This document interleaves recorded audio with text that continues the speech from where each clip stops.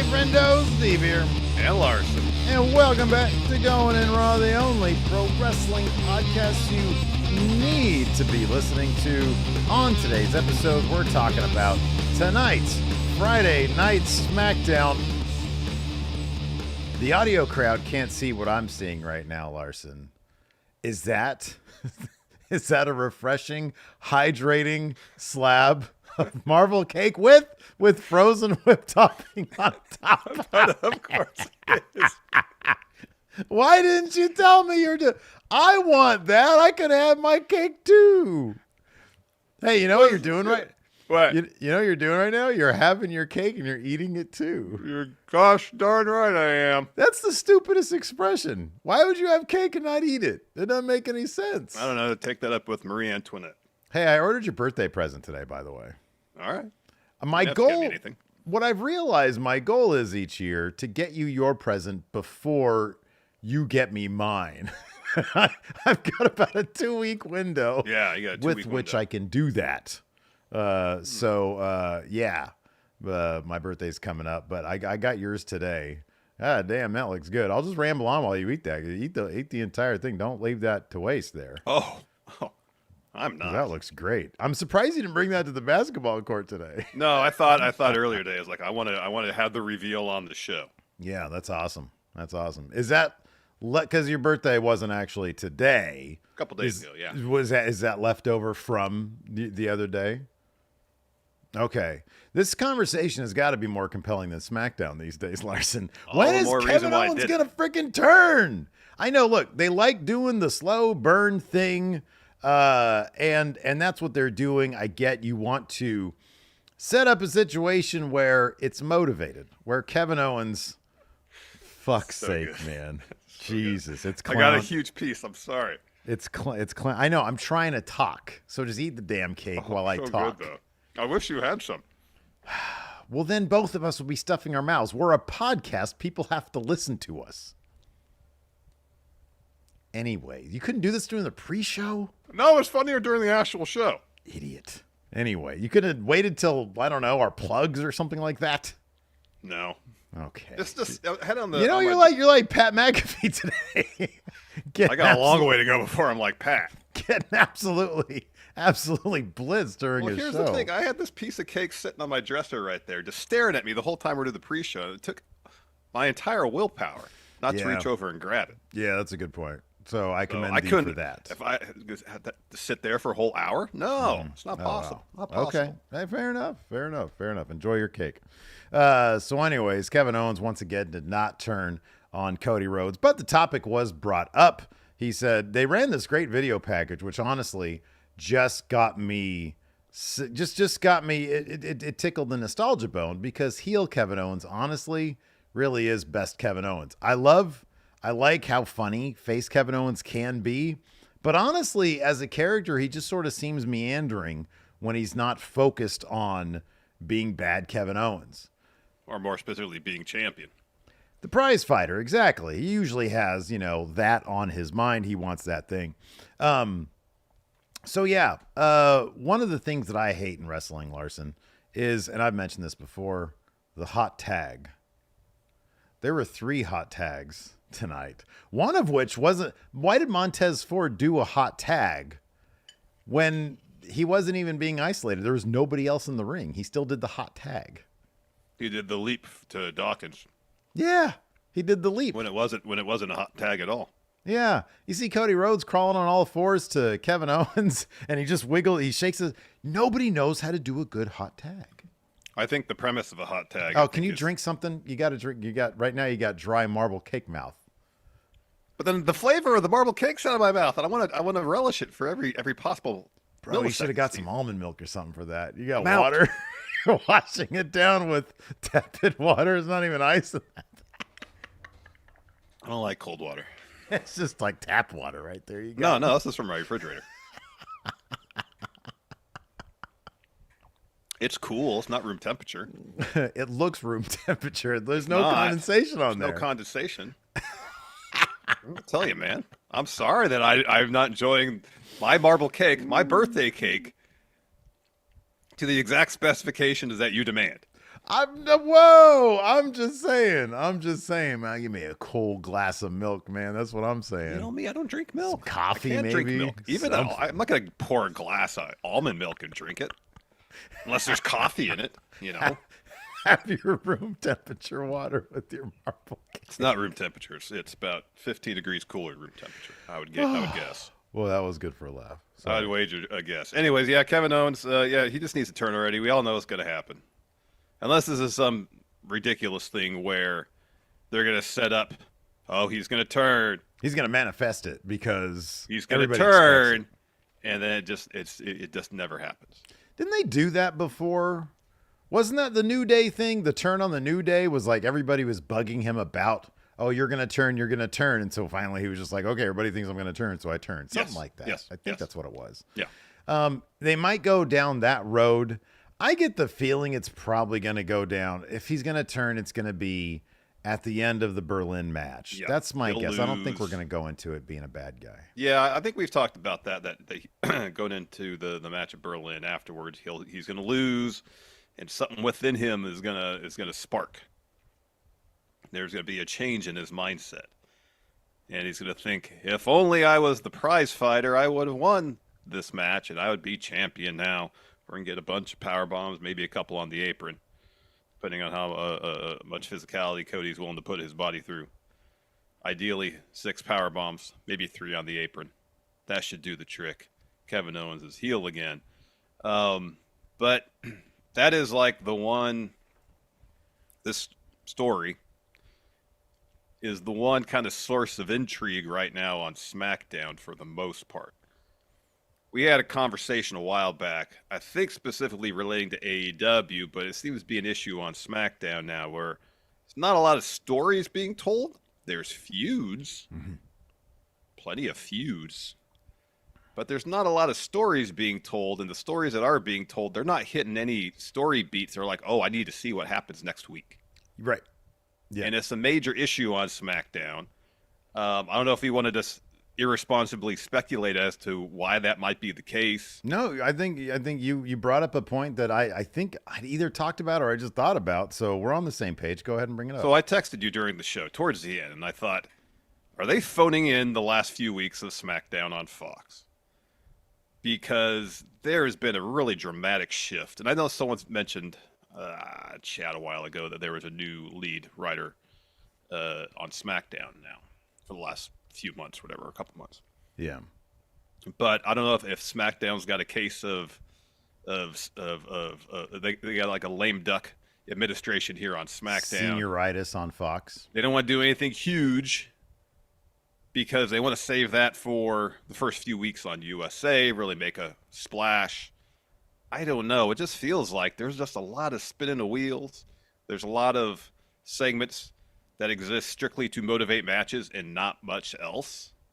It just does not feel like the same intriguing program that we saw. And granted, at its heights, you had Roman the Bloodline stuff. It's intriguing television. That is not happening. There's no story on SmackDown, even including this bad Bloodline. That is hitting those same peaks. But it's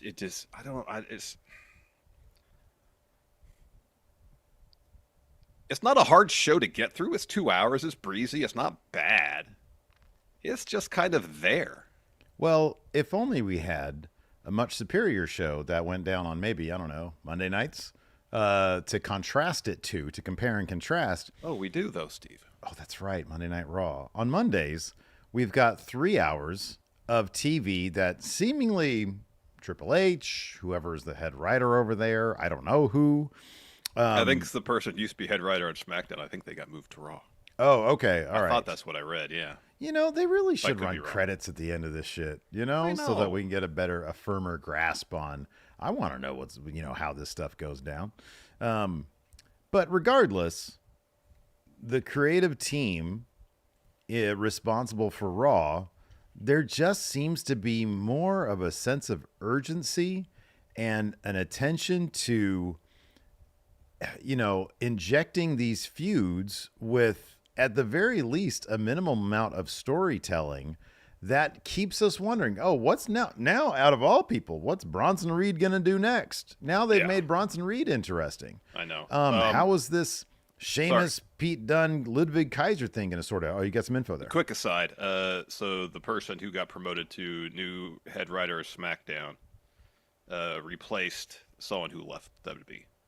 So it's not the head writer of SmackDown moved to Raw. Okay. So I just want to make sure that info was correct. Gotcha.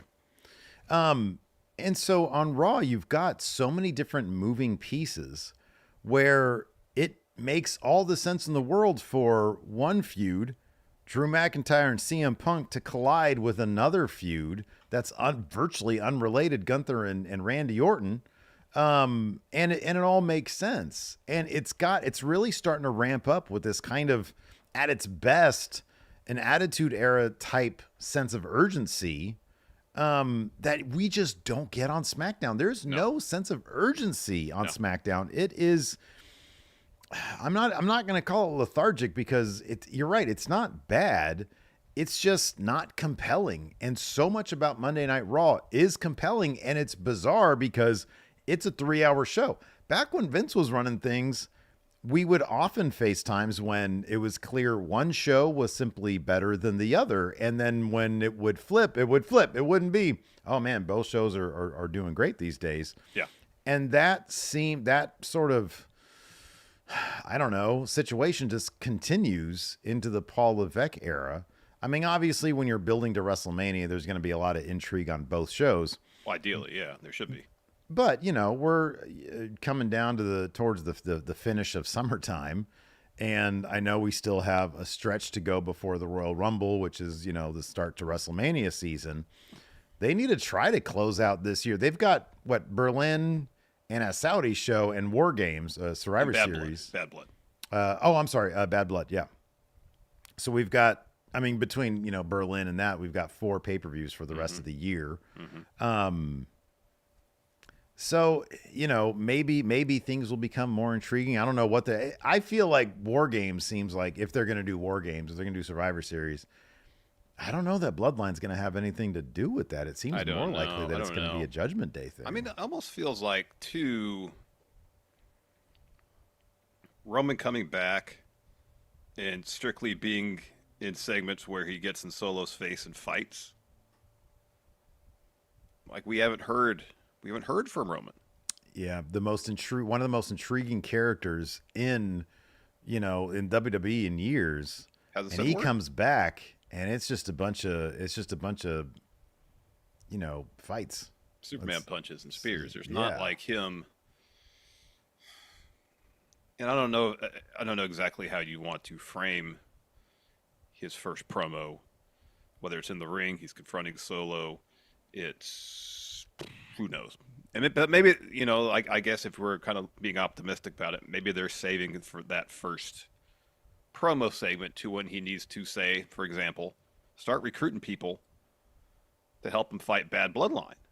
Maybe this is purposeful for him for us not to hear from him until he has to talk to Jimmy or Jay or Sammy. Maybe they want to save that for those interactions to make those interactions all the more impactful. That could definitely be possible. That's a distinct possibility there. But regardless the situation, there's got to be ways that you can make things a little bit more intriguing on SmackDown.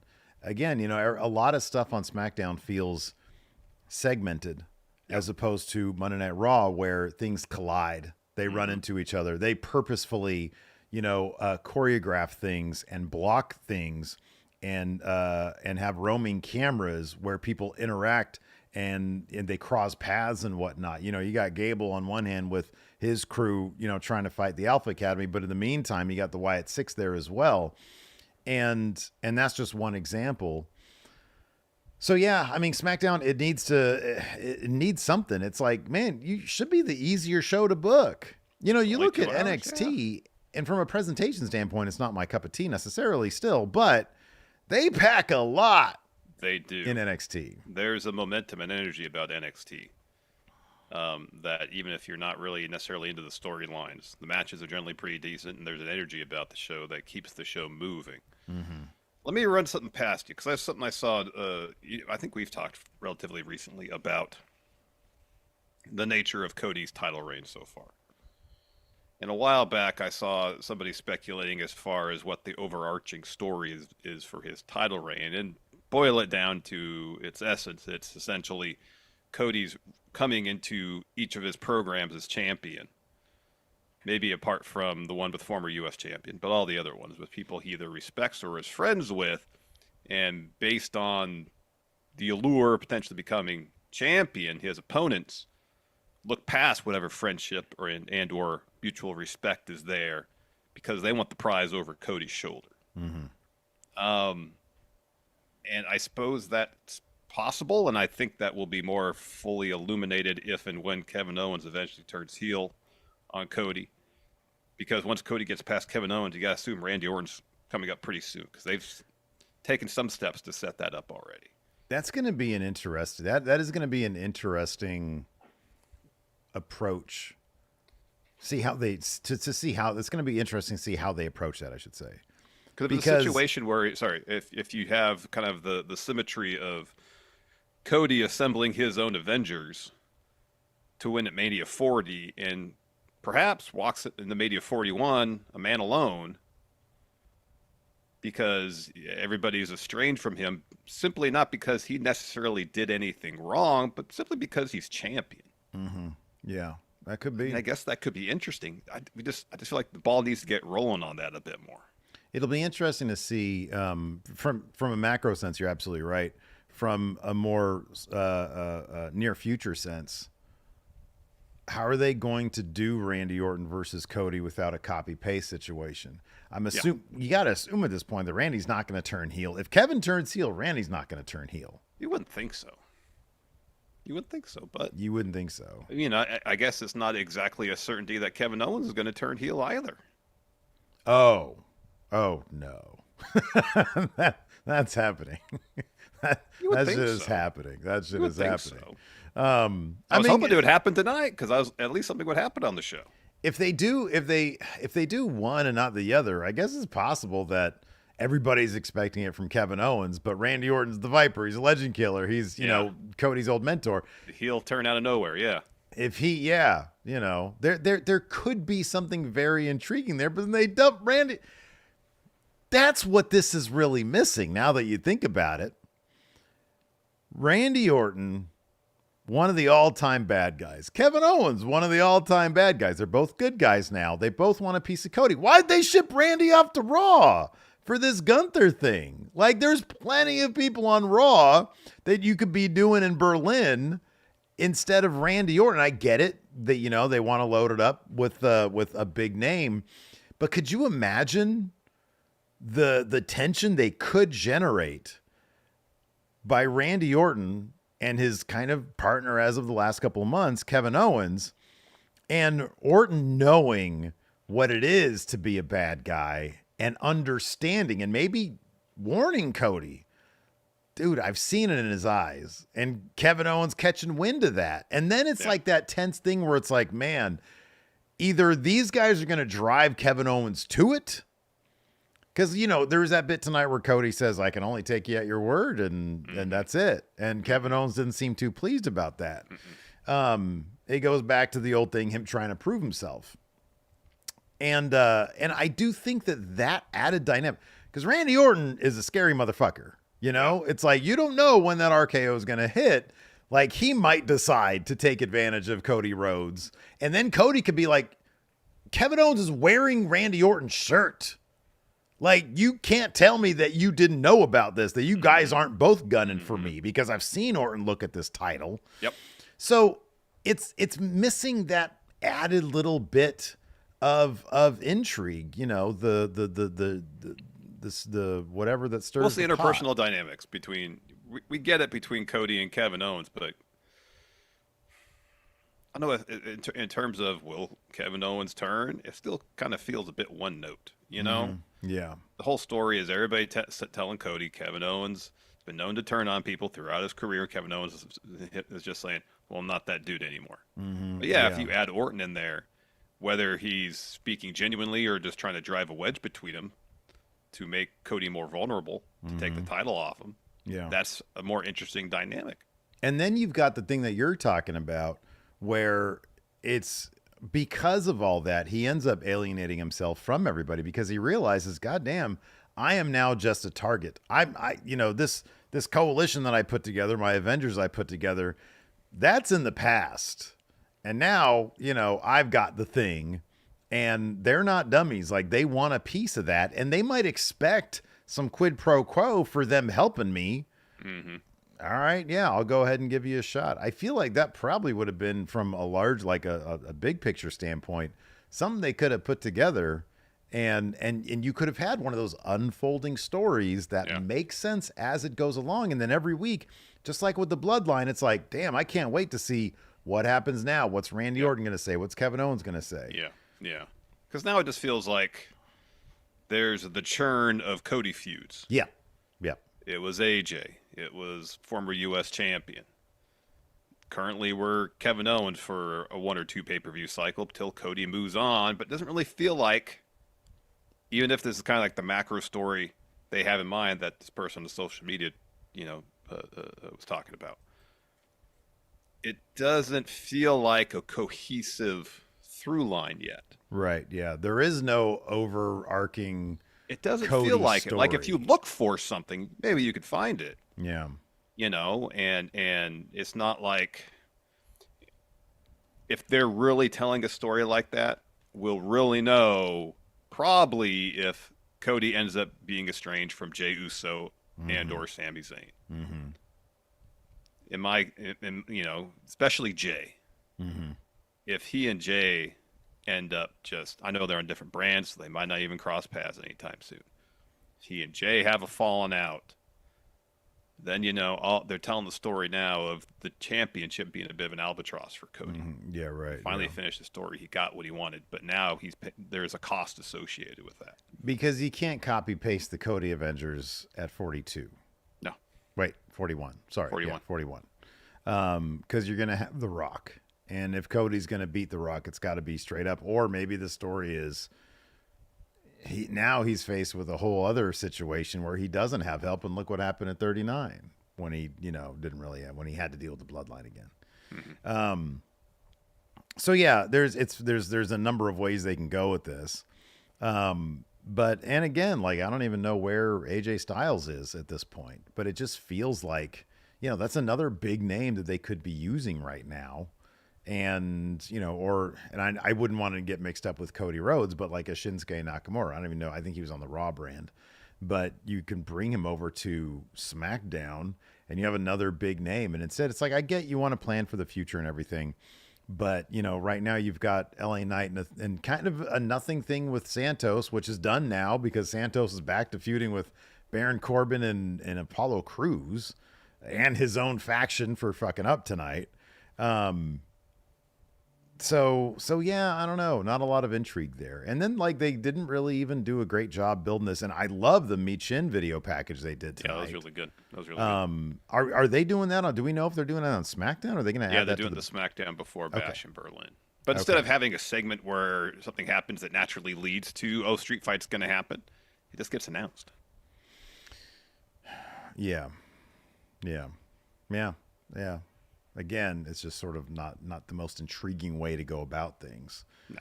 And it's funny because there are some things that they do relatively, in a simple fashion on Raw, but for some reason, there's just always more of a sense of urgency to it. Yeah. And you'd think that the 2-hour show would be the sense of urgency show. You think so? You got one less hour.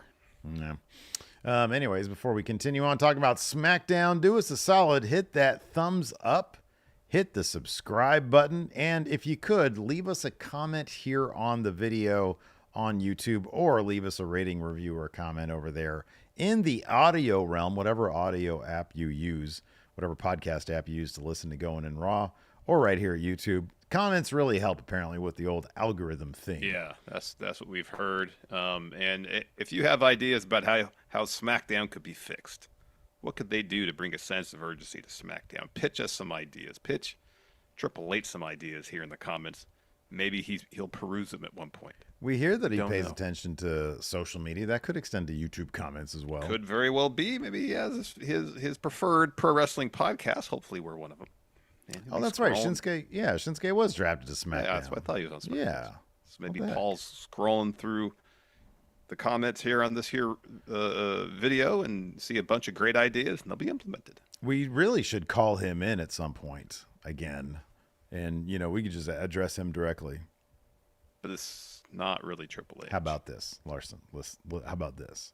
Next week, the go home SmackDown Bash in Berlin.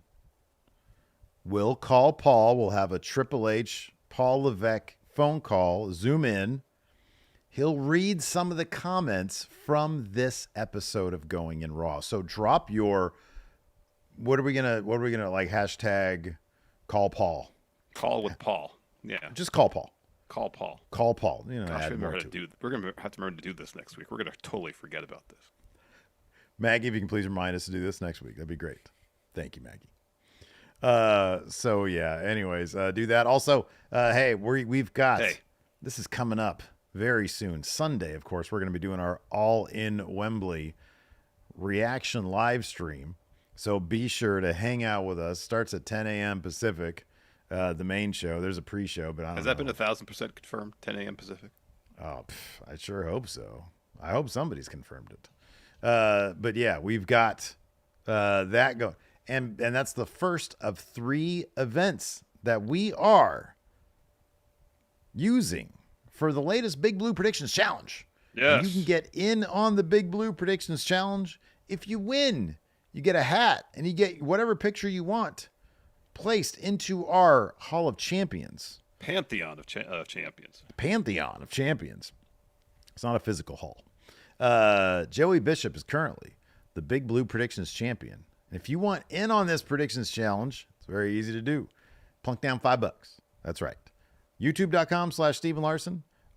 Click join, or you go to patreon.com/Stephen Larson. Click on the Friendo Club setup there. Either way you do it, you get access to all of our bonus episodes. You get access to the question threads we have here at the show. And, of course, we've got access to the Big Blue Predictions Challenge. So be sure to check that out. Also, right now, we've got merchandise. Friendo U merch. Available right now. FriendoShop.com. Use Friendo code.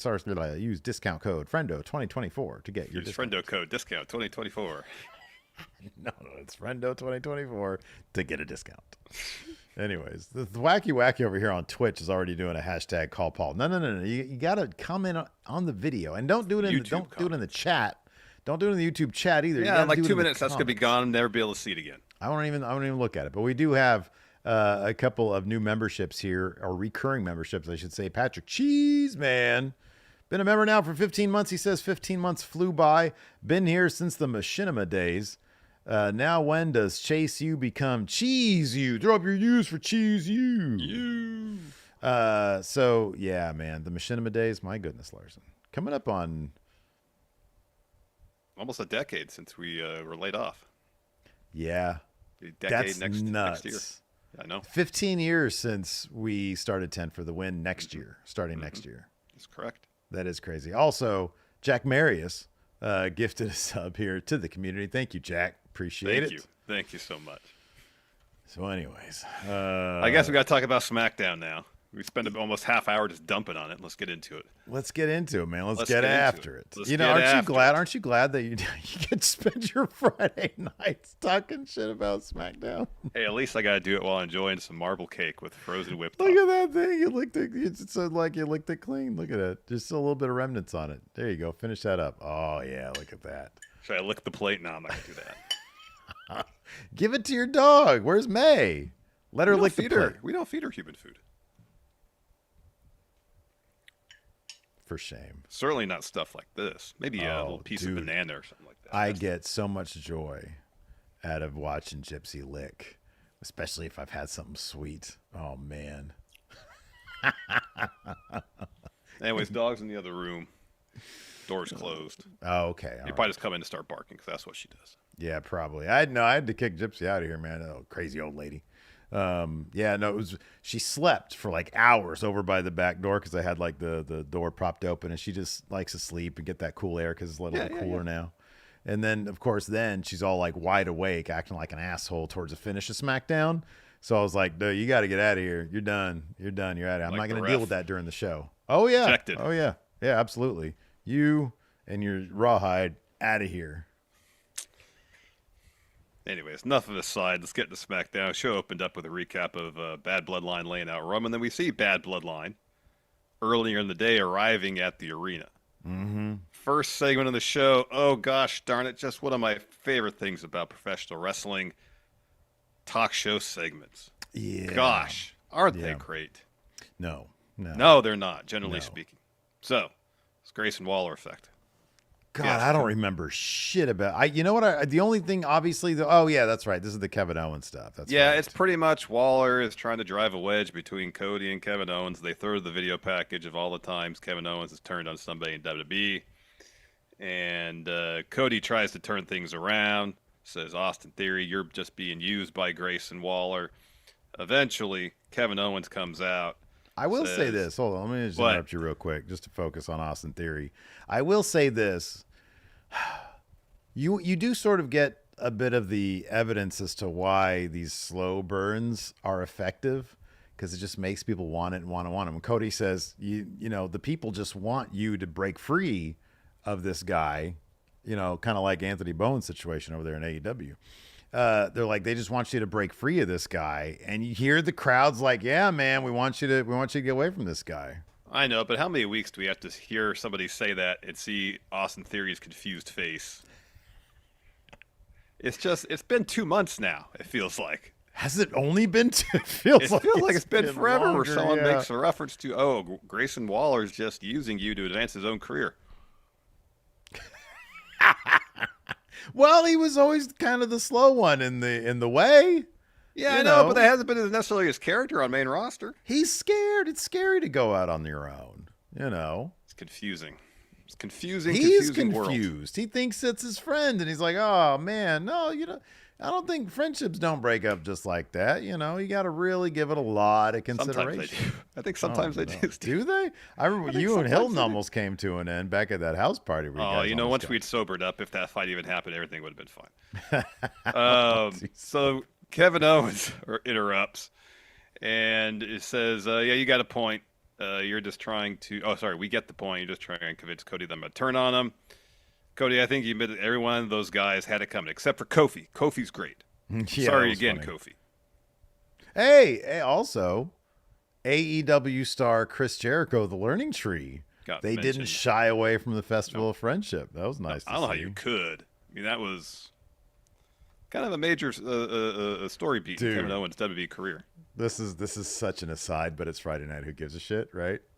Fucking on Pluto TV Deep Space Nine channel. About a month ago or so, they were down to the end of the run of Deep Space Nine, and so I rewatched like the last 10 minutes or so of the finale, the last episode. And as good as that show is, my God, they kind of fucked up the very end of it, the details. Oh, they didn't stick the landing, huh? Well, in a broad sense, they did. Story-wise, they were fine, but they did this thing at the end where each of the major cast members, they go back and they do like a very brief like montage of a flashback montage, right? And so it shows Bashir showing up on the station and a couple of big moments in his life at Deep Space Nine, his fonder memories with the crew. Shows Worf showing up on the station, and then they skip the entire story of him and Dax falling in love and getting married, which was like the biggest thing because they. Apparently the actress wasn't there for the last season. She wanted more money, and they were lowballing her. And so apparently like her manager was like, if you want to include footage of her, it's going to cost you. And so they just didn't use any footage. My goodness. And it was the stupidest fucking, I was like, this is horrible. That's like the most important, like he's just sitting there thinking, like, because that's the idea. You're thinking you're flashing back in your head. Yeah. Oh man. Anyways, sorry, that was a fucking nerdy aside. Owens says, but we all know what's going to happen. I'm gonna get in the ring. Cody and I are gonna kick your ass, and then Nick Aldis is gonna come out and make a tag match. Why don't we just skip all that and bring Nick Aldis back here? So Nick Aldis comes out to the ramp and says, "Yep, we talked about this earlier. Our main event's gonna be this tag match." And Kevin Owens says, "I appreciate it. Do I have time? Is there time left in the segment for me to go there and punch them in the face?" And Aldis says, "Go make it quick." So Kevin Owens goes in the ring, he's looking for a stunner on Waller. Waller escapes though, and then pushes Kevin Owens into Cody. Waller, in theory, slide out of the ring. Kevin Owens goes to check on Cody, but Cody gets up all suspicious looking. Yeah. So, anyways, after that, we had LA Knight, versus Santos Escobar, in a match. This is a decent match. Why are you There was a shaking your head decent about match this at the beginning of the match. Before the match started, that I was like, why are they doing all this? Oh, for the heat. Yeah, so he's fighting from under. No, I understand that part of it. Yeah. It was really Corey saying, this match starts, LA Knight's going to have to forfeit. Yeah, I'm right. like, the ref has discretion to not start the match. Right, yeah. But if It's not like he made it sound like it was a certainty the match had to start, and based on the condition he was in, LA Knight would be forced to forfeit. I'm like, that's not how any match has ever worked that I've seen in wrestling prior to this.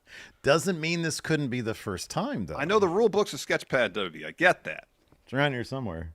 Nonetheless, the way this was all put together, it was frustrating. I didn't really enjoy it. Enhancing the That was frustrating. I didn't enjoy it. It's like one of them fake quotes on that Coppola movie. Yeah, I know.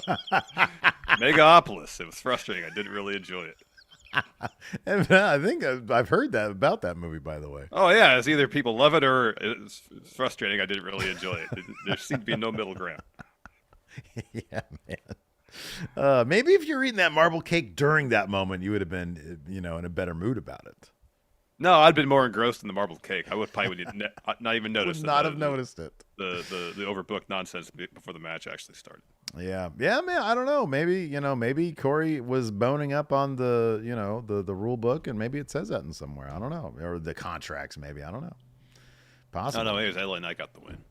LA Knight got the win. So yeah, he gets beat up by Berto and the other guy. And Umberto's Garza. That's their name for both of them. Yeah, I know.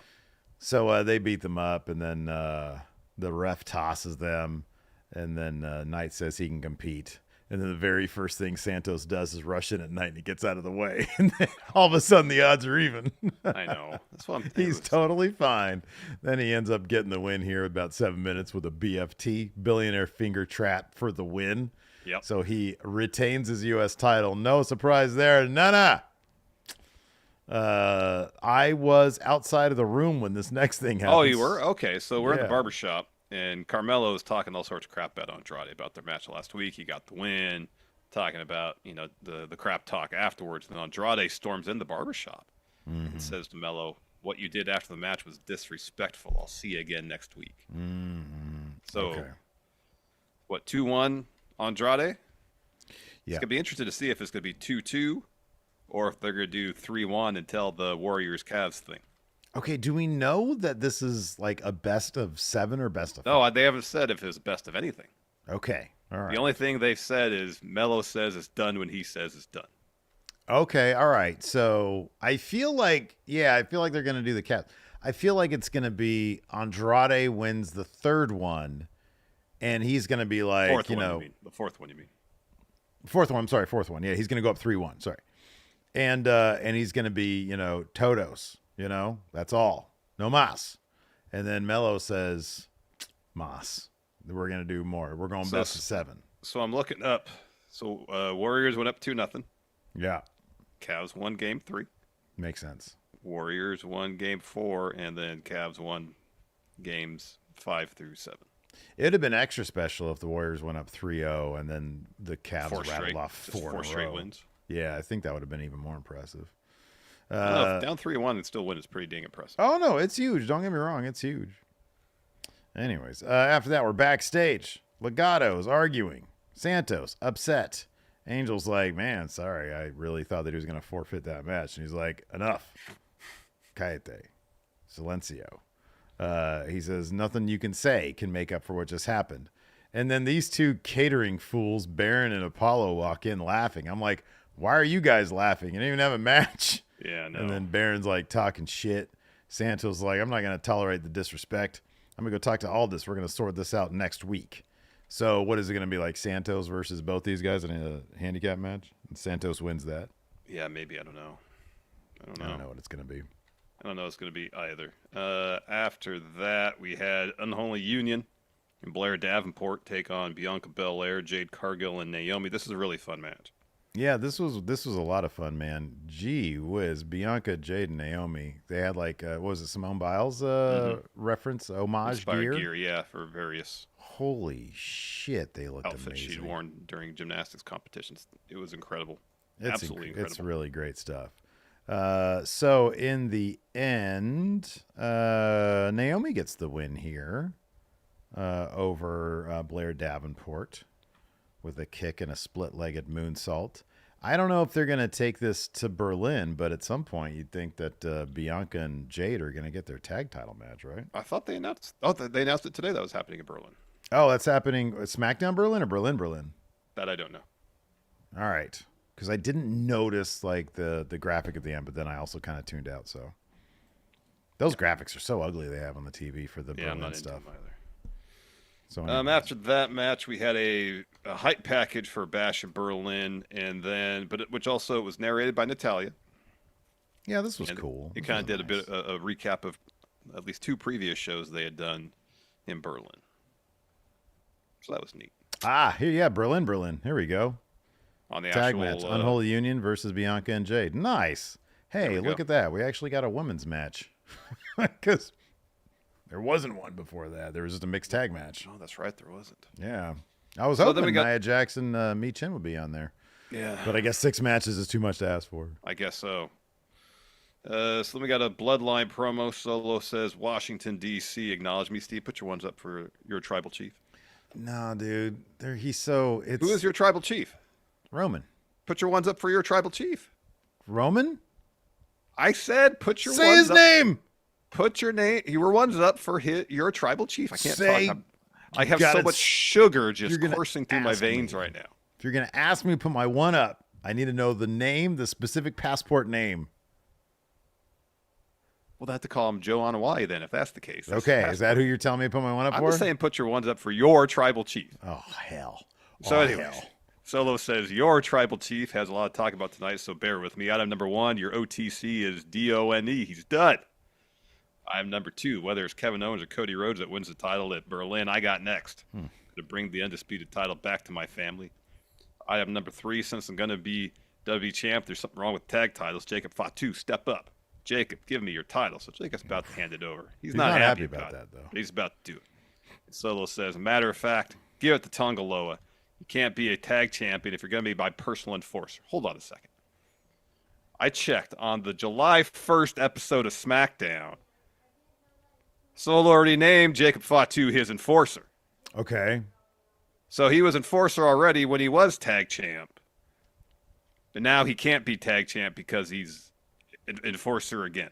Solo said this as if he was like giving him a promotion too. Like it was a new thing too. Yeah, like, hey, guess what? You can't be a lowly tag champion like Tongaloa now, and the crowd starts chanting, "You can't wrestle." Super rude. Not entirely untrue, but rude nonetheless. But very rude. Don't point that out. It's not nice. Hey, Tongaloa didn't make one mistake tonight. Well, we're not really wrestlers, so we can't really say that. Look at his previous mistakes, all fairly obvious. If it was going to be a mistake, I think we would have noticed, Steve. Maybe he's just better at covering it now, dude. Could be. Or maybe all the other mistakes were purposeful. Oh, God. Anyways. Him struggling to get out of the under the ring for his debut is There's amazing. all sorts of shit under there. There's it's so great. Like steel and wood you have to navigate past. That guy better never try to cross railroad tracks. I'm just saying. He's going to get stuck. They made it sound like this was a new thing and like an impressive thing when he's already been Solo's enforcer for almost 2 months. Okay, yeah. Well, maybe the new Bloodline, they're just not terribly sharp. Maybe in kayfabe, Jacob Fatu and Corey Graves, by the way, referred to him coming from the slums of Sacramento. Granted, we have slums. I'm not saying we don't have slums, but, maybe he came from a nicer area. Yeah, we don't know. How does Corey know where he's from? I know. Maybe he's from Rio Linda or Granite Bay. Anyway, so eventually Jacob hands over the tag title to Tongaloa. Tongaloa. Solo hugs Jacob, and Jacob screaming, "I love you, Solo!" Yeah. I think they're just not very smart. He came from the slums of Sacramento. How smart could he be? Street Profits interrupt. BFAB says, "We don't care who your enforcer is. We got business to attend to." There's a bunch of crap talk from Ford and Dawkins. And Angelo says, "Tonight, Bloodline will be former tag champs. They want the smoke. That match happens next. But first, we got LA Knight. Yeah, interview." Yeah. He says, "I'm here in my home." Says, before I lived a dozen years in LA, I lived here in Washington, D.C. Yeah. Yeah. Now, what that means, I'm going to go to Berlin and defend this title one more time. But there's anyone out there who's got enough tingle in their loins to show up, I'll knock them down. Everybody's saying. Yeah. So if anybody with enough tingle in their loins, doesn't that mean Open what challenge. I think it means? Because then Corey said, "Oh, we got open challenge." Yeah, but loins is a euphemism for front area. Yeah, I know. I'm aware. You get the tingle is the euphemism for a love contract.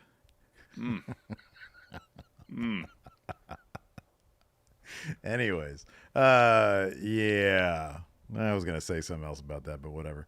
And then we had Tamatanga and Jacob Fatu. No, it's actually Tongaloa. Wait, I what the forgot to fuck? change Yeah, that. Tongaloa. There we go. I'm going to change this. From the slums of Sacramento, Jacob Fatu. Tongaloa. Put your ones up for your tribal chief, Steve. No, I'm not going to do that until you say Joseph on Hawaii. Tamatanga and Tongaloa versus Street Profits. The Gorillas of Destiny, as they used to be called. Exactly, And, yes. They get the win here, largely because Solo's fucking around with people. This is a fun Well, they match, got the though. win because Jacob Fatu destroyed everybody. Yeah, that's true. But Solo was like, I don't know, he was distracting people. He distracted the ref, and the Jacob Fatu hit Street Profits with super kicks, and then Tamatanga hits his finisher on Dawkins to get the win. Yeah. Bloodline attacks Street Profits after the match. We are! DIY's music hits. To like a minimal overreaction, too. It's such a bummer. Nah, man, come on. People pop for it. It was just a bad crowd tonight. They said Tongaloa couldn't wrestle. Rude. Well, I mean, they were invested at that moment, though. Yeah, that's true. So, We are. they join the fight. They kind of clear everybody of the ring, except for Solo. They set up for meet in the middle on Solo, but then Jacob grabs Gargano's foot, and then Jacob and Solo lay out DIY. Solo hits Gargano and Ciampa with spikes, and then Jacob Fatu presents Solo with the Ula Fala. And the Bloodline put up their ones. Put up your ones for your tribal chief, Steve. I'm not going to do that, man. I'm not going to play that game anymore. Unless you say Joseph. What is his full name? Joseph Leakey Joseph on Hawaii. Lieti Oh, yeah. on Hawaii. Okay. I'll put my ones up for him. Well, then put your ones up for your tribal chief. After that, Cody smiling backstage. He looked extra waxy tonight. You notice Why that? was that? He was just kind of doing this. He's practicing for Madame Tussauds. He was just like looking up towards the ceiling and smiling. He's happy to be there. He's a happy guy. Cody Rhodes like, man, I sold another $10,000 in merchandise tonight. Fill in that bucket. Anyways, he's there. Kevin Owens walks up. He's like, you want to talk about this match? And Cody's like, no. We got it. I'm Cody Rhodes. And Kevin Owens like, yeah, it's all about shutting Waller and Theory up, though. But, they're going to be back next week, but it'll be fun to do that. And he's like, Cody, about what happened out there with them talking about me, I'm not that guy anymore. I hope you don't think that I set up this tag match just to, turn on you. And Cody's like, all I can do is take your word for it. And then he walks off. And, there's no reassurance there. He was wasn't he part of the Cody Ventures? He was part of the Cody Ventures. Yeah, Kevin Owens totally was. He'd have been like, no, we're bond. What's wrong with it? Where's his Rolex? Be like, hey, we're bonded. Yeah, I know. Seth Rollins gets a Rolex. The Rock? Where's Kevin Owens? Kevin Owens is arguably day one. Rock beat the shit out of him, and he got a Rolex. Kevin Owens is arguably kind of a day one Cody venture. He's day one-ish, yeah. It was Kevin Owens who set up Cody with the Young Bucks that got the whole thing started for Cody. Well, that's not kayfabe. I'm pretty sure they mentioned that on TV. Did they? I think so. But They anyway, didn't name the Young Bucks, but I think Kevin Owens says when you left here in 2016. it is one of my favorite things though when Cody's just like, once Cody uses somebody, it doesn't matter anymore. You know, he's like, hey, I got you a title shot. What do you want me to trust you now? Come on, get out of here with that. There you go. Aussie says Cody brought it up on TV. It is kayfabe, Steve. He said the Young Bucks. He said the Jacksons. He didn't say the brothers Jackson. No, he just said. All didn't right. say Young Bucks. He just brought up that Kevin Owens helped them out. There you go. So then we got a really cool Mia Yim video package. This was awesome. It was really cool. And then between this and this next segment, they announced that it was going to be a street fight. I think actually Mia Yim announced it was going to be a street fight. Her and Nia in Berlin on the Go Home Smackdown. Then we're backstage. Pretty Deadly and Tiffany Stratton are trying to fix Nia's crown. So they did a quick bit also with a medical update on the Street Profits and Sorry, I skipped that. Apologies. Yeah, B-Fab's talking to Saxon, and she's like, no, they're fine. And then Candice and Indy walk past in a hurry because Indy is, of course, married to John. They go into the trainer's room, and she's like, oh, they're fine. The Profits are fine. They're just pissed off. So then we're with Pretty Deadly and Tiffany, and they're trying to fix Nia's crown. And Tiffy's like, you know, what Me Chin did was disgusting. Nia's like, oh, we'll get her back. And now she thinks she's going to take my title. She's going to get a beating of a lifetime. Tiffy's like, is there anything we can do for you? She said, you can start by fixing my crown. So they all leave with the crown. And then Nia, and this is where that fucking camera just doesn't make a lick of goddamn sense. Because you got to do the fly on the wall stuff. Because they framed this so silly. It's like there's like, you know, there's a wall there. But there's like a back like corner. It's like corner, yeah. So Nia's in a corner. And then Chelsea and Piper are just talking about, I think Tiffany's probably just setting this up so that she can cash in after the street fight. And Nia's like, what? So she comes around the corner, and Chelsea and Piper are like, oh, goo, and then they leave. Yeah. But man, these guys, the camera's got to make some amount of sense. It has to. It must. 90% of the time it does, but I can't stand this. It's when it doesn't, it just really sticks out. Mm-hmm. So then we got our main event, Cody and Kevin Owens taking on A-Town, down under. A-Town. A couple times where either Cody or Kevin was distracted by one of their opponents and wasn't available for the tag person that was in the ring. In the end, though, everything was fine. Kevin Owens gets the win, hits a pop-up powerbomb on Grayson Waller after Waller escaped a stunner. So second match in a row, Kevin Owens has won using the pop-up powerbomb. Of course, that's his finisher as prize fighter. Mm-hmm. Yeah, bad guy finish. Yeah.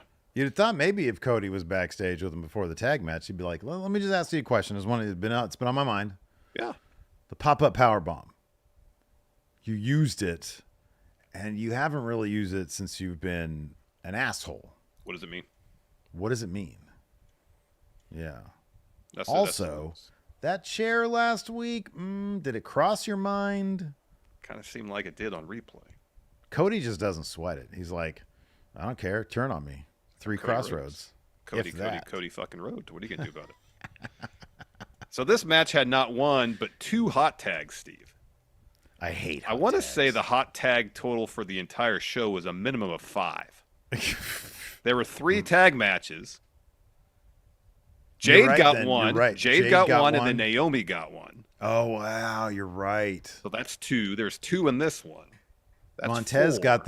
got the non-isolated hot tag. The spontaneous hot tag. He just wanted to do it. Plus Dawkins got the hot tag, I think. Wow. That might be 6 hot tags on the show. It's like the worst episode of SmackDown ever. Cage match I'm going to rate this as 0 on cage match. There you go. Give it a 0.6. Score down. 0.6. 1/10. 1/10 of a point for every hot tag. Okay. Yeah. Boy. Too many hot tags. Anyways, after the match, commentary, there's replays, there's hyping up Bash in Berlin. And then we cut back to the ring, and Kevin Owens is holding Cody's WWE Undisputed title. And then he almost cartoonishly rushes towards him like he's going to hit him with it. Instead, just shoves it in his hands. Mm-hmm. Yeah. And then just acts like that never happened, starts talking crap to Waller in theory while Cody's looking at the belt. Looking at Kevin Owens and looking at the belt. Looking at Kevin Owens. Oh, man. Yeah. Yeah, so it'll probably happen in Berlin. Maybe. Hopefully. Or he'll never turn heel. Before we get to questions, got a small ask of everybody. I'm not going to say this out loud, but can you please look at our YouTube chat real quick? Oh, I don't have it muted, so it might pop up and see if I can do it real fast. Because somebody allegedly, the BBC News has is in our YouTube chat. People are fucking weird, man. People are. Why? Just why? Why? Oh man. Anyways, you could please hit that like button. Please. Yeah, hit that like button, man. Please and thank you. 1 over 200 likes. We got a little ways to go. Thanks, Maggie. Thank you. Thank you, Maggie. I'm glad you waited for Larson to see it. Guillaume Campos here with the $5 super chat. Says SmackDown is delayed in Jacksonville because of the way. Is Guillaume Campos? Guillaume Halili? I believe so. What the fuck? He got his name changed? I don't know. What's the real name? Throw your ones up for what is Guillaume lived in Jacksonville. How can I throw my ones up for Guillaume if I don't know what his actual name is? Says SmackDown is delayed in Jacksonville because of the Jags game. Holy shit, are we in the preseason already? Yeah. When did that start? Week 3 of the preseason. Oh my god, really? Yeah. I like the fall, man. Football's back, basketball's back. Weather's not as hot. But it was windy today. It was a little bit windy. I feel like you would have my number today if it wasn't for the wind. A couple of those shots of yours were There's a couple that got a bit windswept, yeah. Yeah. It says gotta wait till 11:30 Eastern to watch. Have a good show, Friendos. Well, I'll let you know, Guillaume, you didn't really miss much. So. Yeah, you really didn't. Yeah.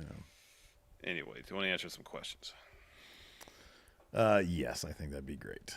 Alex Foster here says, what are the worst wrestling feuds of all time if you remove all context? For example, Drew and Punk are two guys fighting over a bracelet. Okay. So if you strip the bracelet of all meaning. Oh, geez, this is a tough one.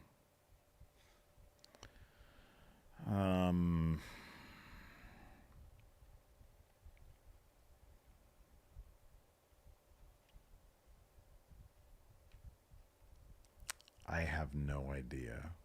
Think about that one.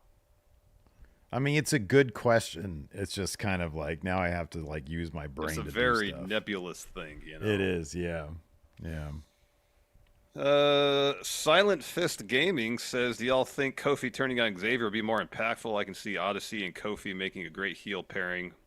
While he can also build Woods as ultra babyface, eventually getting his first singles championship. If, and I don't think they will, but if they break up the New Day, that could work. See, that again, though, it's been like months of like crap story with that, but now it's intriguing. Now, man, I want to know what's going to happen with the New Day and Odyssey Jones and all that. Dude.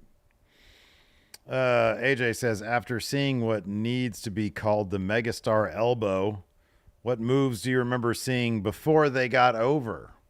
Oh, so he has done that before.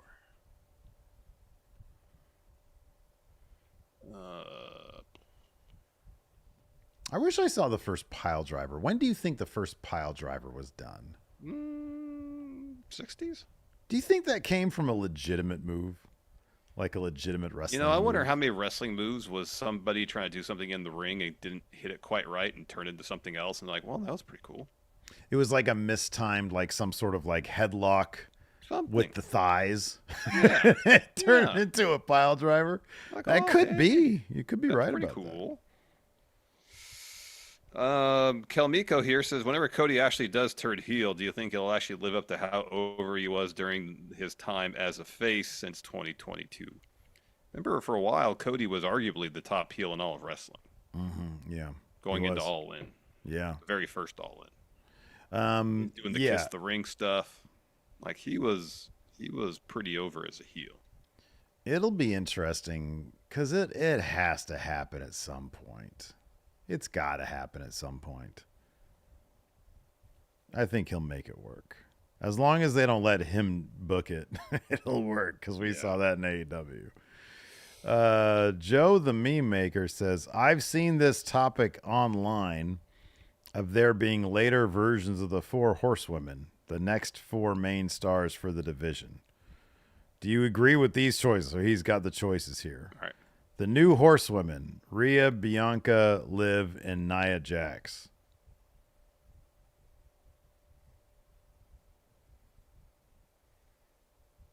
Rhea, Bianca. I put Rhea and Bianca in the new horsewomen. Mm-hmm. I don't know about Liv. Liv's been around for a really long time. And I feel like she's just sort of finding her own. Boy, Rhea, Bianca. Oof. Yeah, sure. Why not? Liv and Nia. Why not? NXT 2.0, Roseanne. Wait, what? Okay, these ones I don't really get. Oh, Roxanne. Maybe it's supposed to be Roxanne. Yeah, no, I know. I just don't understand. I don't understand. Like, there's a bunch of other stuff here. I don't really know what the question is. All right. Yeah. Sebastian Garcia said if you're facing Danielson, he put his career on the line, but something of equal value that you would put on the line. Wait, say that again? What? If you were facing Bryan Danielson and he put his career on the line, what's something of equal value that you would put on the line? Oh, wow. Put your real world championship on the line, Steve. Planet's championship. Yeah, probably it's Daniel Bryan, probably the Planet's championship. You know, it's the first one I got from my guy in Pakistan. It means a lot to me. Sentimental value. What about your 300 bowling ring? Oh wow! I mean, that would have Where to is that be even? it because that was it's right there. Where? Let me see it. No, it's just right there. Let me see. It's like it's out of reach. I'm not gonna reach over. I look like an idiot. You know. Now you're worried about looking like an idiot. It doesn't usually concern me most of the time. No. Does it? I don't know. It's around here somewhere. I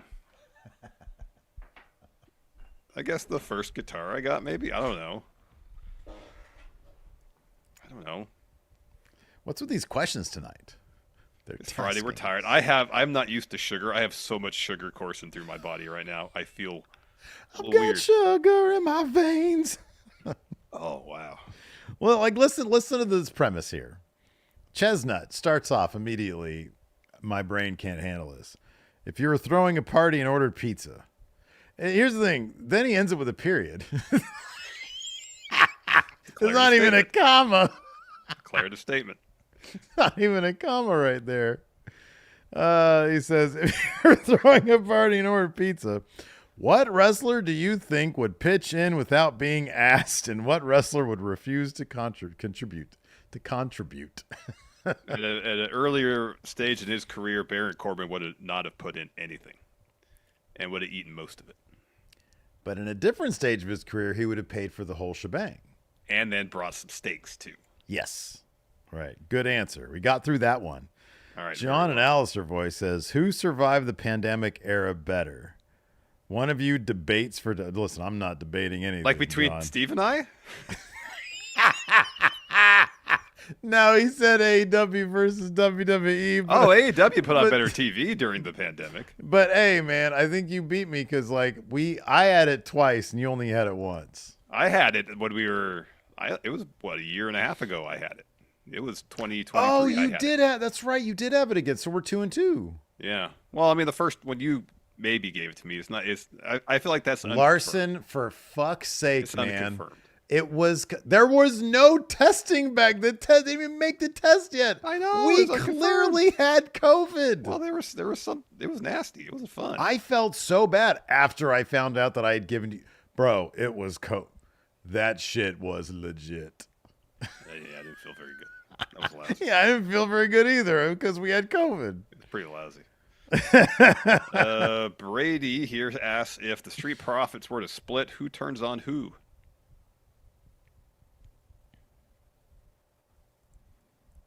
Oh, Ford. I don't know about Montez. I don't know about Montez, the bad guy. I'd love to see him try. Yeah, I think he could do it. I think he could be an awesome bad guy. I feel like as a good guy, he's too I don't know, his shtick is too cartoonish. If he's a bad guy and he lays into the sinister side, that's what I'm saying. Bro, I'm sorry, man. I love Dawkins. And I always preface this by saying I love Dawkins. And I think maybe he can do some good stuff. But, dude, Montez with, number one, he's so jacked. And he had those, cool, feather things or tassels, dude, that whatever. gear he had when he was in the chamber match. Oh, that was top tier. That was top tier. Awesome. But like just looking at him, I'm like, why is he in this group? Dawkins is wearing a t-shirt tonight. And I know it's his merch shirt. That's a smart move, but they are not the same. Like Montez should be on a pedestal. Like, could you imagine if Montez is a bad guy and he's fighting LA Knight for the US title? God, why are they not doing that with this man? I don't know. Doesn't make any sense. He's got everything. He does. He's got everything. He does. Just I don't know. do the fucking thing. I know. Just do it. Luis asks, what non-WWE name would you like to see challenge LA Knight in Berlin? What non-WWE name? What if Timothy Thatcher showed up? Oh, boy. Tie LA Knight in a pretzel. I don't know. According to Gunther, he needs to let go of some of his morals to come back to. He needs to be willing to be a sports entertainer. Is what yeah, exactly, yeah. And what we do is a business. He is no street trash. There's another guy from Sacramento, Timothy Thatcher. Timothy Thatcher, yeah. John Morrison as well. Is he? Yeah, he went to UC Davis, I believe. Where'd he go to high school? Oh, that I don't know. I think he trained at least partially with SPW. That sounds familiar. He looks like a Sacramento guy.